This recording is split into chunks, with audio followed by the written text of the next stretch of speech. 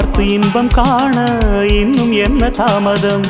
எண்ணம் போல ஆடி பார்ப்போம் நீ நானும் நாடகம். ஆடி ஆடி பார்க்கத்தானே நானும் வந்தது. பாடி பாடி பழகத்தானே பருவம் உள்ளது. என்னோடு விளையாடு இசை பாடு. சுபவேளை நாளை இங்கு இது போல் வருமோ? சுகமான ராகம் ஒன்று அதுதான் தருமோ?